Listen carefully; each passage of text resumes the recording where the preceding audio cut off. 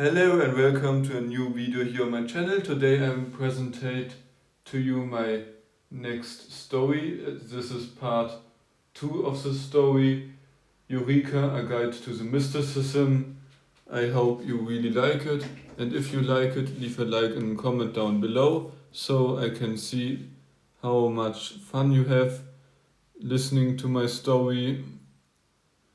And then let's start right with the story and don't beat around the bush anymore. We all want to get started with the story, so let's go.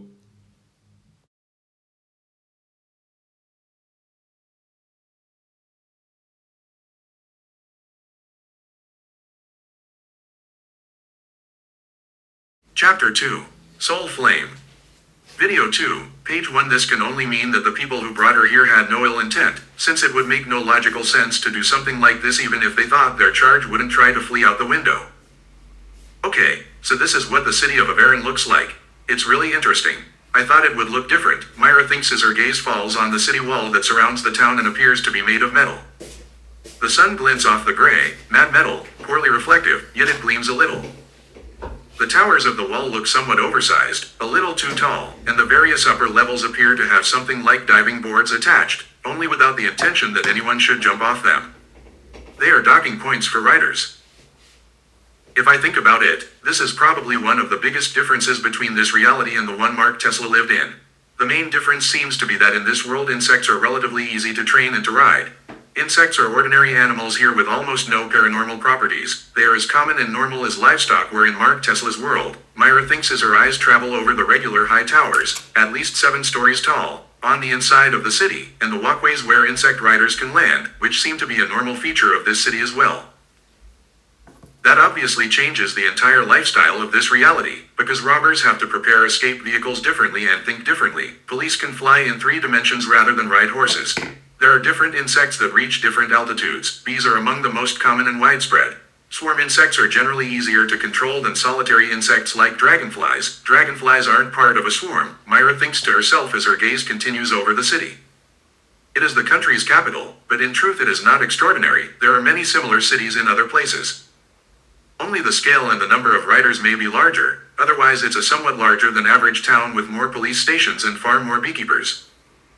As Myra looks over the city, she begins to calm down. Her heartbeat slows and she feels her memories of her life as Myra von Silverstar growing clearer, as if being present in this reality strengthens the presence of that lifetime. Even though the memories are not yet as sharp as they should be, she now recognizes that the situation is not as dire as she first thought. I don't know who brought me here, but I know I'm safe. I don't know who decided to change my clothes, but I think it was the hotel staff. Judging by the architecture, there's only one hotel in this city tall enough with such a view. I'm apparently not in the Sunfire Hotel's luxury suite, but I am pretty high up, Myra thinks, dismissing the idea that she was kidnapped.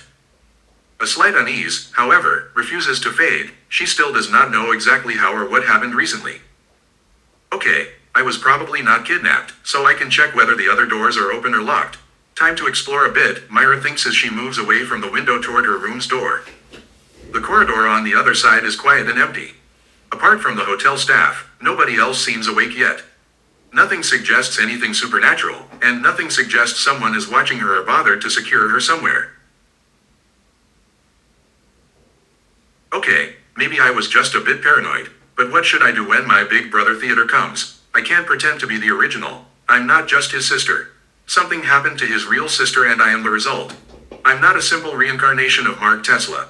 I'm not Mark Tesla, but I'm also not entirely the girl Theodore knows. Why does being reborn in another world have to be such a mess? This isn't the classic, oops, I was hit by a truck, theme. I don't even have a real idea what happened. It all feels too patchy. I don't know nearly enough about Mark Tesla's life. Even though I know coarse details, the specifics aren't there. I know he read some manga, but I can't remember the titles or the names of his friends or his parents. I can say Mark Tesla had practiced deceiving people. He was cunning, but the biggest aspects of my ability to act and to lie to myself, so I can pretend to be someone else, come from that life I'm inhabiting now for some reason. I don't understand why the original Myra had to hide her true nature from her family. I don't think she was some psychopathic monster or committed atrocities to hide. So it can't be that. Still, it's strange that even though I'm an imperfect blend of 2 souls, I now can do things and don't understand which soul they came from or why I inherited them. If I imagine the two souls, Mark Tesla and Myra von Silverstar, as my parents, then I'm basically the result of that collision, Myra thinks as her stomach growls. Just as Myra starts to wonder in this simply furnished room, where a few religious symbols hang on a wall, how she's going to get food, she remembers the handbell and the small note beneath it. I'm such a scatterbrain sometimes. How did I panic first and only then remember there's a note? Myra thinks as she goes to the bedside, sets the handbell aside, and reads the handwritten note. The handwriting is unmistakably Theodore von Silverstar's, which makes the situation easier to accept. If you're reading this, you were unconscious longer than expected. Your injuries were not fully healed, and I stayed by your bedside as long as I could. You should recover soon, which you obviously have if you're reading this. I had to leave for an urgent job and could not stay, so I left this note. If you need anything, there are 10 sorry coins and 300 nickel in the drawer under this note. Enough money for a week, so don't waste it in one day. The note reads in neat red ink in Theodore von Silverstar's handwriting. Given that 500 sorry are enough to buy an apartment, not a great one, but still, 10 sorry for a week is a lot. Most people could get by on far less. Man, I really can be thankful to my brother and to being born noble. This is a lot of money, Myra thinks as she opens the drawer and finds the promised money. In that moment, even though she's unsure how to face her brother, Myra feels grateful to have been born into a wealthy family. Even if it's not the wealthiest family, it's enough to not worry about immediate poverty. Okay, I can definitely use this money to buy food. Or maybe the hotel staff will bring breakfast to my room. I need a little more time to think, Myra thinks as she reaches for the handbell, and pauses because the bell gives off a faint hint of supernatural energy, a spirituality similar but not identical to what Mark Tesla felt in his world. It's similar, but on a different wavelength, it feels different.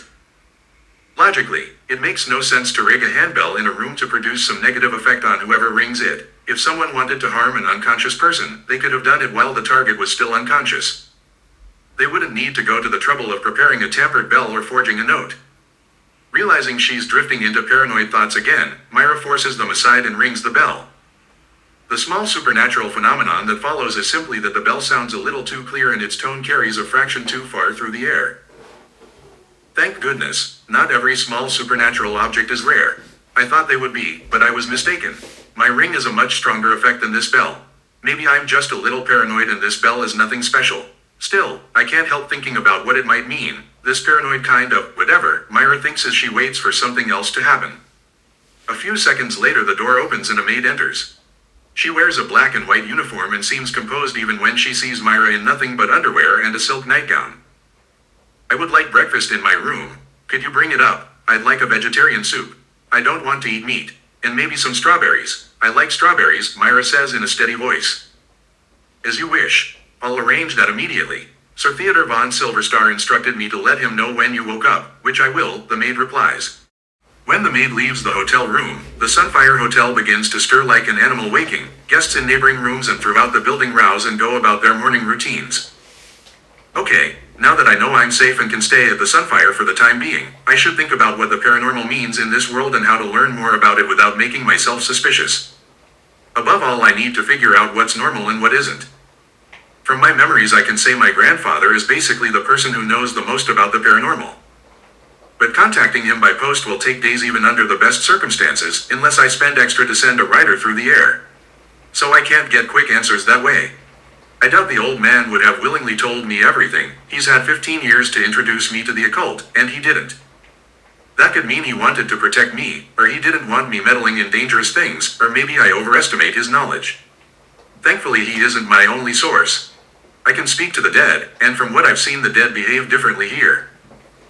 Maybe I should try to learn about the paranormal from the dead, Myra thinks as she lets her gaze sweep the city, still waiting for breakfast but looking with different eyes. After a few seconds of focus the living world overlays with the world of the dead. Turquoise green lights flicker in Myra's mismatched eyes. As that greenish turquoise glow drifts unseen by the living across the city, the souls of the dead, in graves, in the air, and everywhere the light passes, shudder. In a small, nondescript building on the northern edge of the city, just before the city wall, an unnatural silence holds for a few seconds as a group of men wait for something that hasn't arrived for several hours. When the hell is that damn spirit arriving? I thought our message had gone. What on earth is taking the others so long? Says a dark-skinned man with blue eyes and unkempt, neglected hair. Relax, Copa, it'll work. It's not like the secret organizations in this city have experience with spirits or the dead, replies a man in a trench coat as he lights a cigarette. Then, without warning, a soundless scream tears the stillness. What was that? Have we been detected by a Beander? But why did all the phantoms start screaming at once? What the hell is going on? The man in the trench coat asks, visibly confused. No matter how hard he tries to use his own Beander abilities, the veiled spirituality he claims to command, nothing shows up. There's apparently nothing that would unsettle the phantoms like this. Yet one thing is strange, almost every one of the countless phantoms suddenly felt observed at the same moment. What's going on, boss? Why can't I hear that high-frequency sound anymore? Asks the dark-skinned man, Copa. I honestly don't know what to make of it, but for some reason something large and terrifying gave the impression that all the phantoms were being watched almost simultaneously. But whatever it was I couldn't locate. It's not nearby. I just don't know if we've been exposed or what that was, Grunto replies. Even after Grunto and his men check all their security measures, there's no sign that anyone dangerous, no Beander or other threat, is nearby. Only ordinary pedestrians on the streets and the occasional rider pass by. Nothing extraordinary. Still, even after confirming their position and hideout were not discovered by local authorities or rival sects, an uneasy feeling lingers. Something fundamental is wrong in the air, something they can't begin to understand. It's the old, primal fear of the unknown, and it isn't confined to a single sect's hideout but hangs over several spots across the city. The cause of that unrest is still standing curiously at the Sunfire Hotel window as she looks out and notices it's oddly suspicious that so many ghosts are concentrated tightly around 3 different buildings in the city. Myra cannot for the life of her understand how so many souls could naturally and systematically patrol around 3 buildings like that. This can't be right.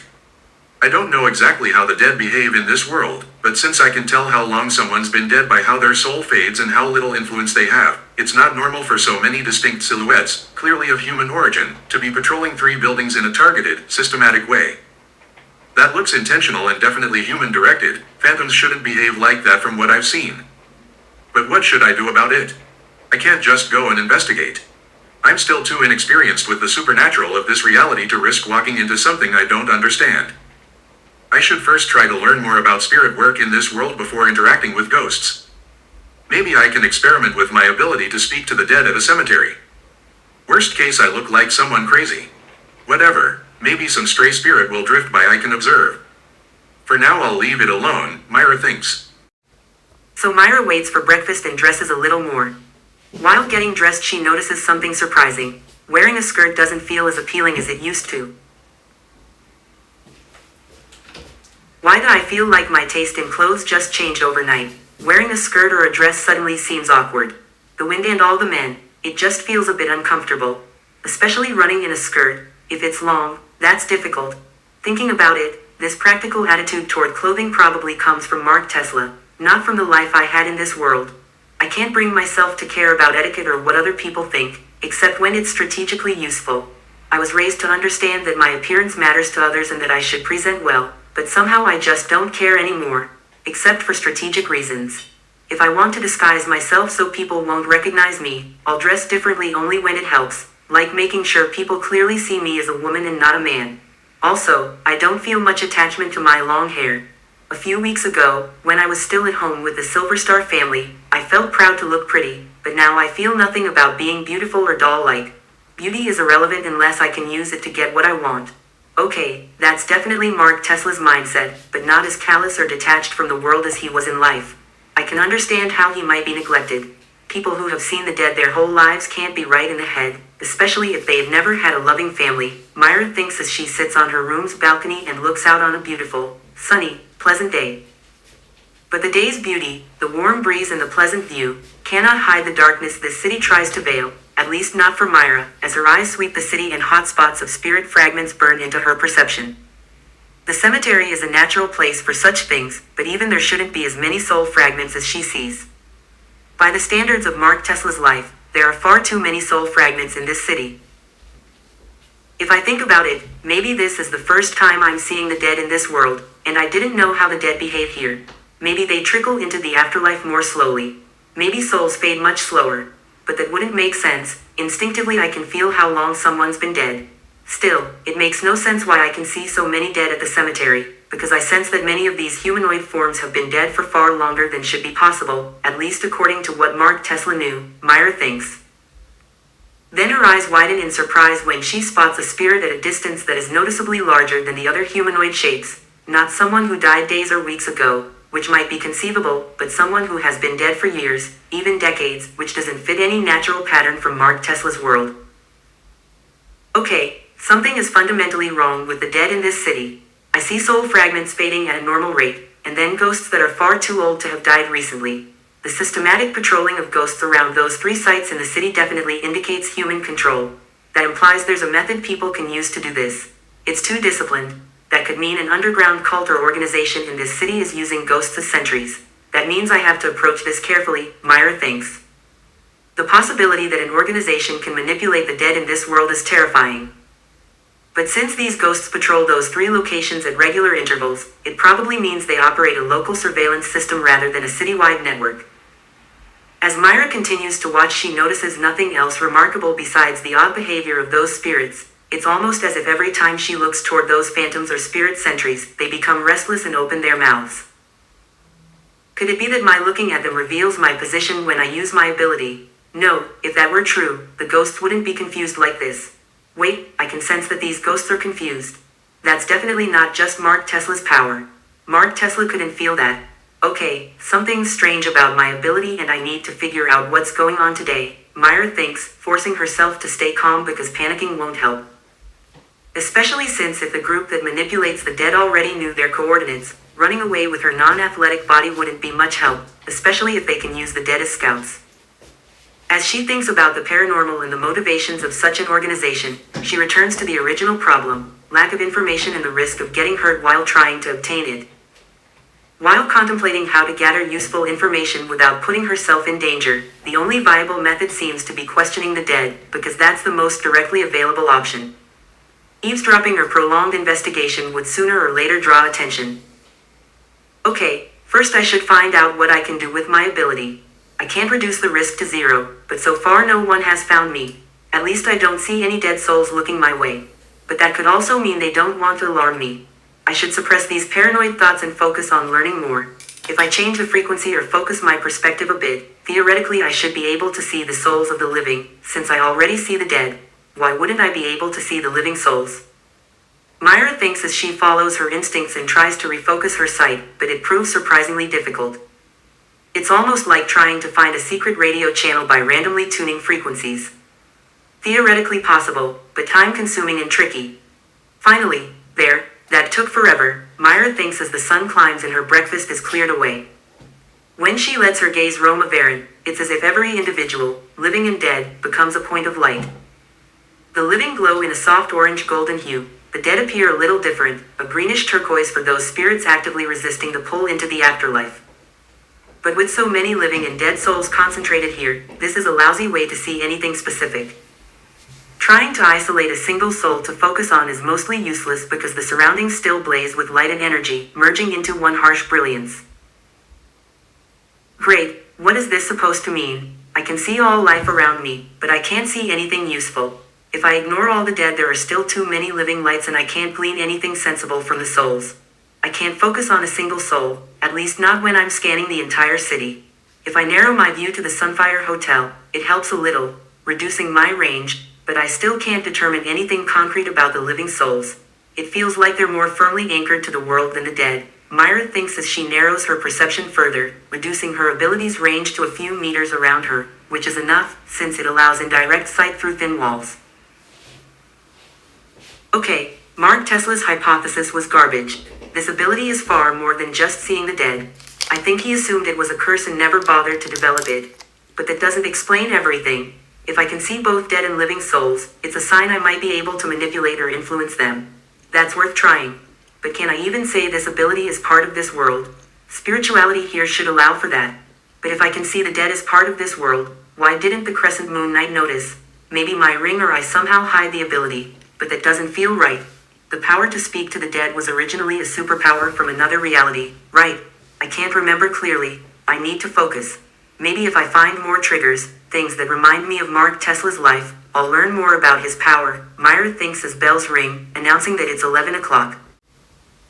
Meanwhile, in the northern district of Avarin at the headquarters of the Department of Esoteric Affairs, Theodore sits bored at his desk, leafing through the paperwork from the last case. It's not that he doesn't appreciate the job, it just feels needless, like a waste of time to go over the same documents again and again in case something was missed. The warm yellow light from the gas lamp above his desk gives a pleasant glow and the air is not too stuffy, but the work is monotonous. The paperwork is the truly tedious part, especially after a case that's already been closed. God, this is annoying. I'm not getting any smarter going through these files for the 12th time. It remains one of those unexplained murders. Sure, some cult is probably involved, but I can't get any further, Theodore complains in an irritated voice, though no one answers him in the empty single office. Just as he's about to push the files aside and call it a day, he hears quick footsteps in the corridor outside, nothing unusual in itself, except that the Department of Esoteric Affairs has been unusually quiet that day. Apart from that traitor and the robbery, Theodore can't think of much lately that would be extraordinary. Then a soft knock and a tentative voice. "May I come in, Mr. Silverstar?" asks a woman's voice he's never heard before. "Come in. What is it?" Theodore replies, a little curious why someone would interrupt him during work hours, something that normally wouldn't happen. The woman opens the door carefully, as if it were fragile and might break if handled roughly. She has breathtaking blue eyes like a deep ocean. Her hair is short and black, like his own, but her presence goes beyond that. She wears round glasses perched on her nose and looks as if she hasn't seen sunlight in a while. Her pale skin is one of the hints. Yet her dark green uniform, detailed with gold trim, and the golden badge shaped like a sterilized wing mark her as a rider, a striking contrast to her unwell appearance. Okay, my first impression of her was wrong. She may be an envoy or scholar, but she's primarily a writer. She looks more like a bookish type who rarely leaves the library, yet she is a writer, unexpected, Theodore thinks as a familiar spiritual sensation washes over him. The source of that spirituality is clearly the writer before him. "May I ask if you are a Beander?" Theodore asks, preferring to inquire directly rather than rudely examine her spiritually. "Yes, I'm a Beander of the Dominion Path. I'm still at the beginner level and I was sent to deliver some documents and an important message. Your boss led me through because he knows about your sister. The message is simple. Ah yes, your sister has woken up. Sunfire Hotel, I think, that was the message. Or something like that," the woman says in an uncertain voice, as if unsure how to behave in the presence of a higher-ranked official. "Sorry, I haven't introduced myself. This is my resume and these are the other documents. I've been assigned to your investigative team," she adds, still not giving her name. "Interesting, I've never had a Beander of the Dominion Path on my team before. That could explain, never mind. If you're going to work for me, put the papers on the desk and I'll look them over later," Theodore says, reaching for the gas lamp to extinguish it. As Theodore reaches for his hat and trench coat to leave, it doesn't look likely that he'll actually get around to examining the documents immediately. "Could you not look at them now, sir? I'd like to avoid paperwork issues if possible," she says. "Sorry, miss, but I don't have the capacity to go through this right at the moment. My sister was unconscious for 2 days and injured. She's been involved in something that, well, probably, never mind. What's your name anyway? I can't just call you girl or miss. Not that it's a problem if you prefer that," Theodore says in a quick, hurried tone.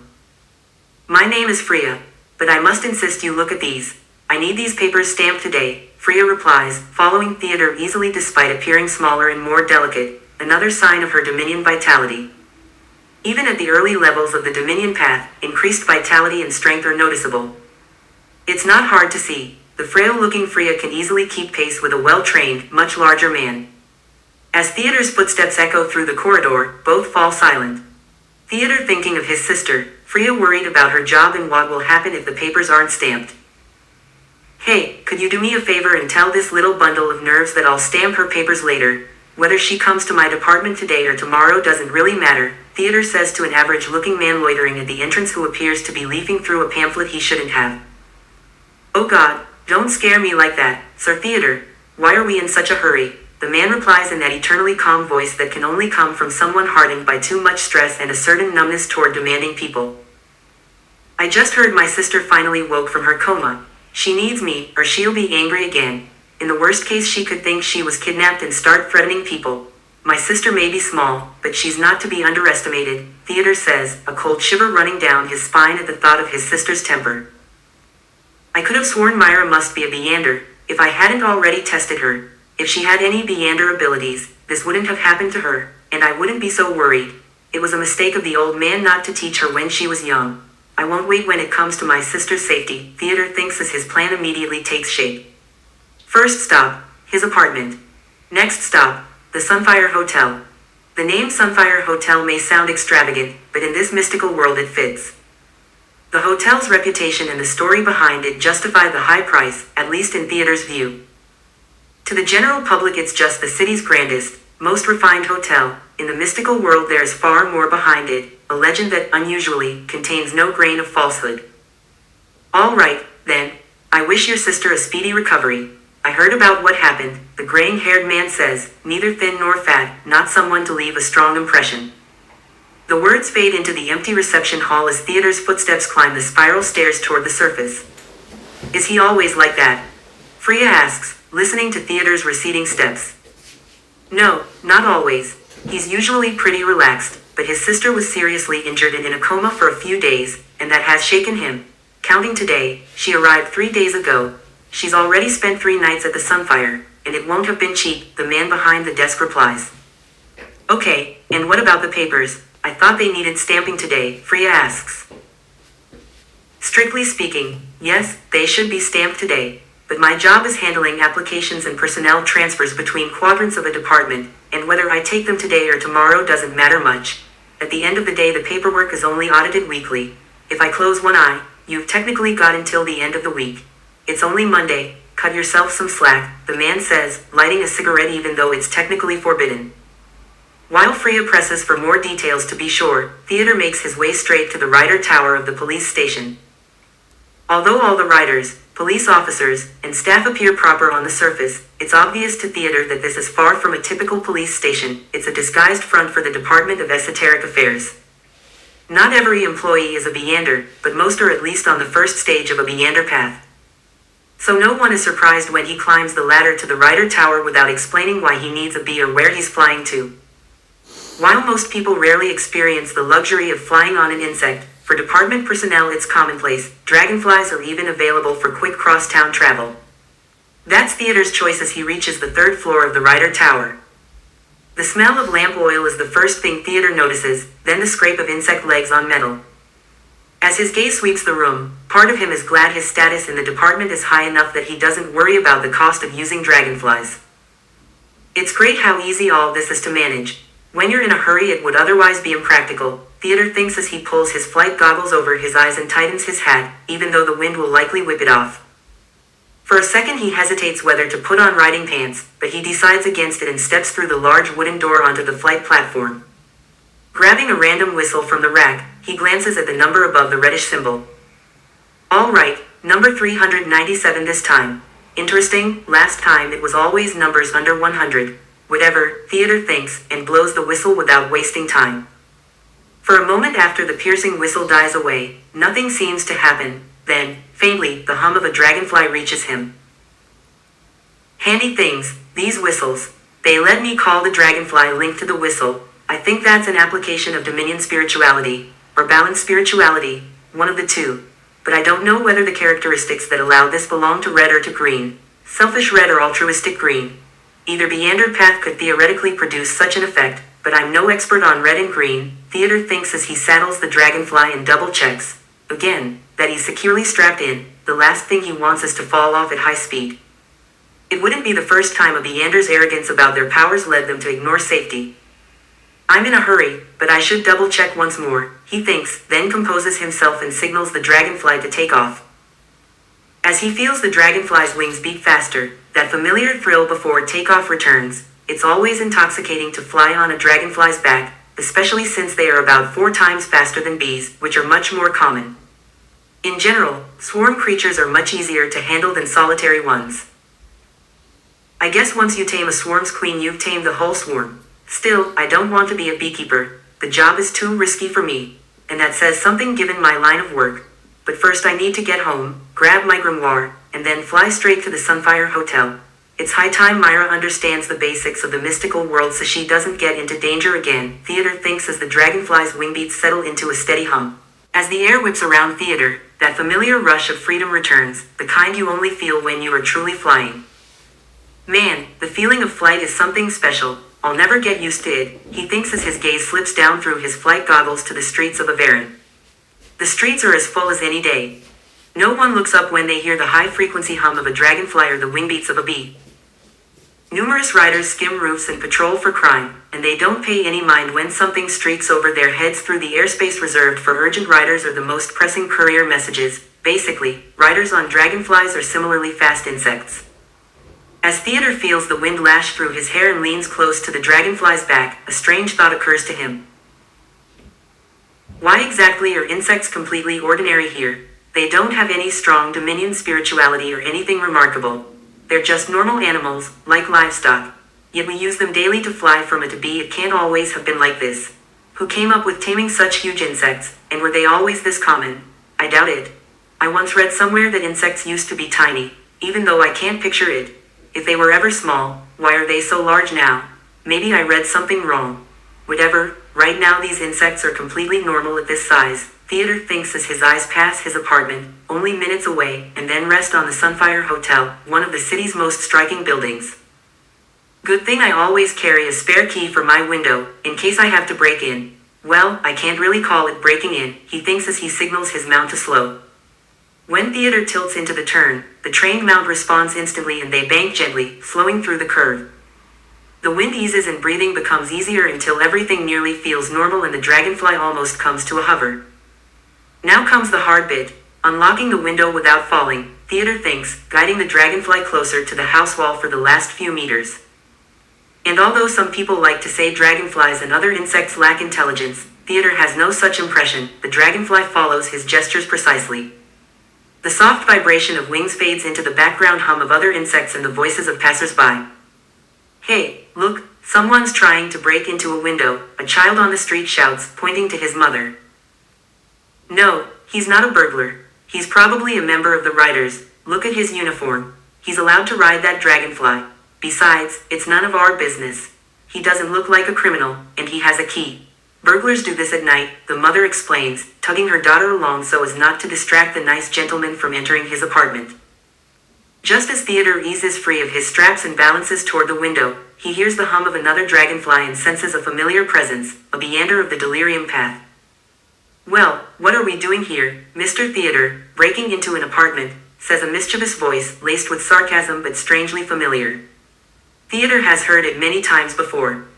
When he turns, Darius's blue eyes flash with mischief and his black hair whips in the wind, cut short like nearly all crescent moon nights of the Lunatica Church. Beyond his casualness, Darius radiates that intolerable coolness even as he stands on his dragonfly. Darius, you know something is only a break-in if it's someone else's building. I'm just fetching something. What are you even doing here? Theodore asks, mildly annoyed by Darius's arrival.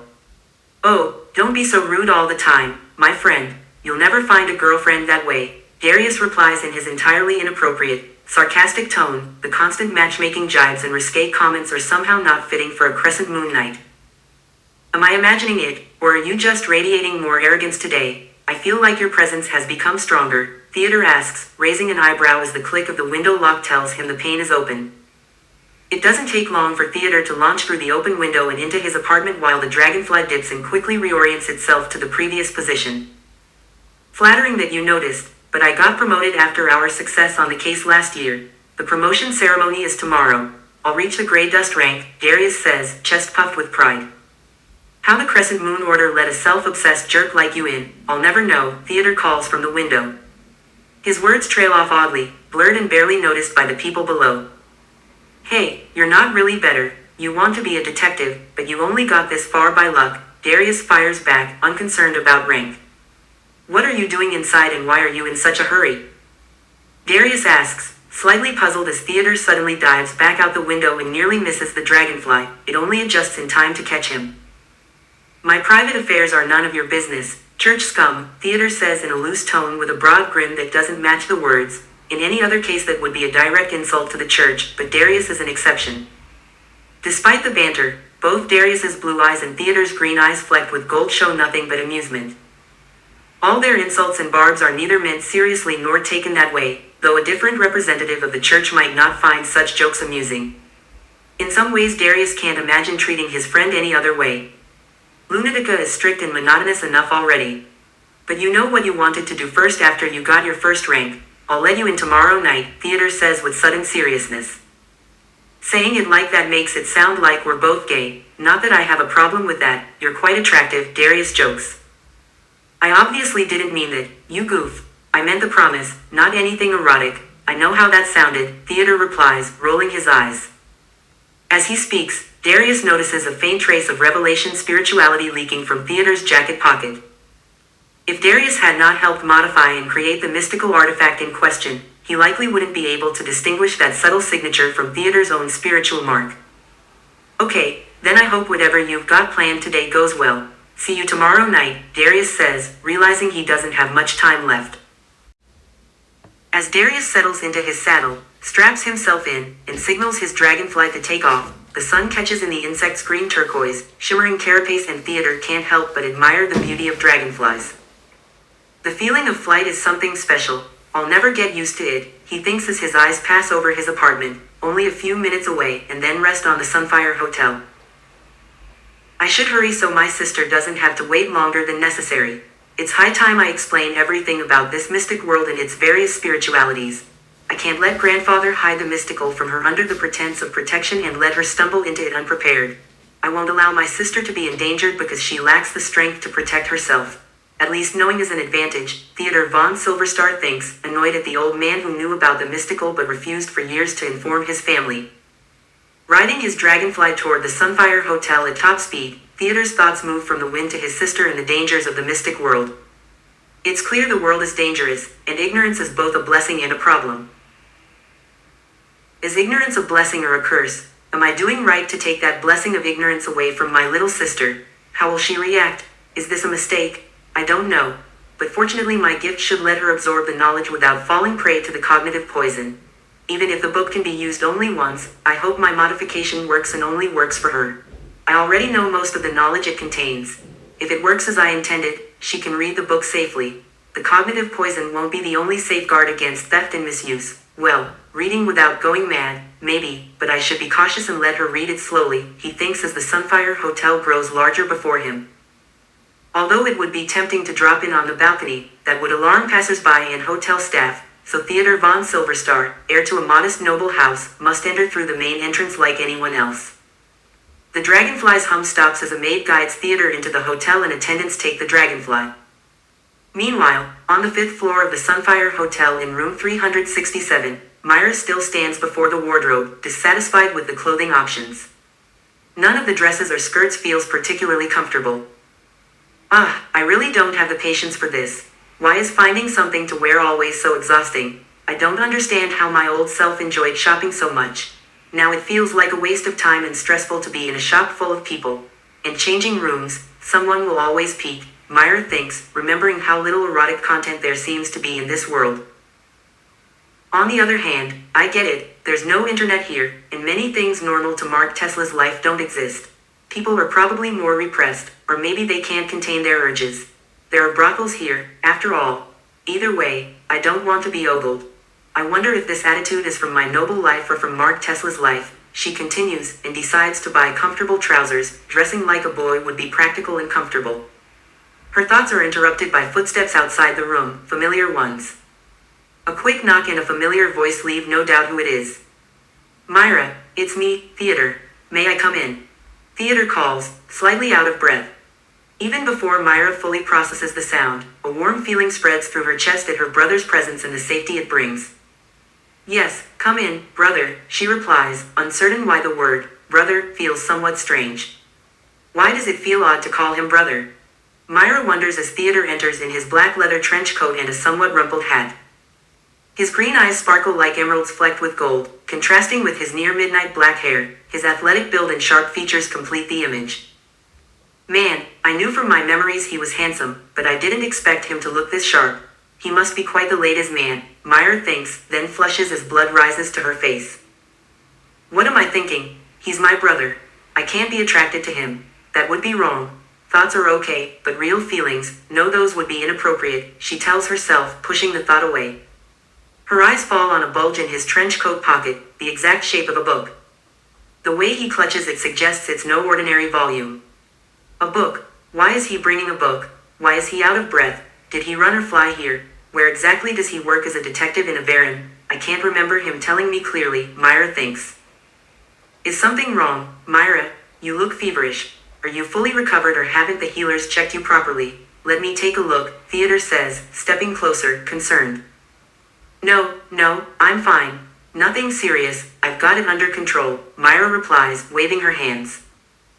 Okay, but tell me if you feel worse. You took a nasty blow to the head. You had a concussion and some head injuries. That's serious, Theodore says, reassured by the healer's report that she's recovering. He can't imagine leaving unless he's certain she's truly fine. Myra takes the moment to collect herself. In the end, it doesn't matter whether this is reincarnation, soul exchange, or body theft, what's done can't be changed. Am I the original Myra, or something else born from the collision of two souls? Their memories haven't blended like in a cosmic mixer. I have clear memories from this life and hazy memories and baseline facts from Mark Tesla's life. If anything, I'm more Myra than Mark Tesla, she reassures herself, though a trace of doubt remains. If you say you're okay, I'll trust you, but I came for more than that. If you want, we can talk here or go for a walk. Want to go shopping? We could eat. Are you hungry? Theodore asks. I already had breakfast, and I haven't done much, just looked over the city. I don't mind a walk and then maybe eating, Myra answers, sounding less focused than Theodore expects. I thought you'd be more excited about shopping than eating, Theodore murmurs quietly enough for Myra to hear. What can I say? I'm not keen on trying on clothes. I already have 1,000 skirts and ball gowns, what good would more do? Myra says, twirling a long white strand of hair between her fingers. Something's off with her. She wouldn't be so uninterested in shopping usually. Maybe it's the massacre with the traitor. I don't know how much she saw. Perhaps the sight of the bodies affected her more than I thought. Maybe she didn't tell Darius everything, Theodore worries, concerned that his little sister seems changed in ways consistent with trauma. If Myra's body showed traces of known spiritualities, the suspicion of external control would be more plausible, but that's not the case, and controlling someone via one of those paths isn't easy to accomplish.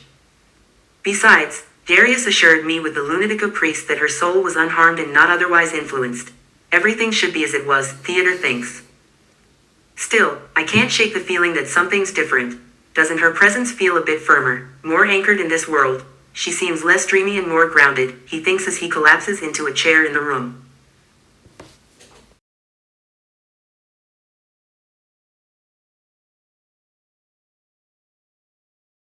And that's it for today. I hope you really liked it. This was part 2 of the story Eureka, a guide to the mysticism. And if you want to see more from the story, you can click on the right side of the screen, there's a playlist. On the left side of the screen, there's now the newest video I uploaded, the link to the newest video I uploaded. In the middle top of the screen, you can see the YouTube channel, and I hope we see us in the next video again. Until next time, take care and goodbye.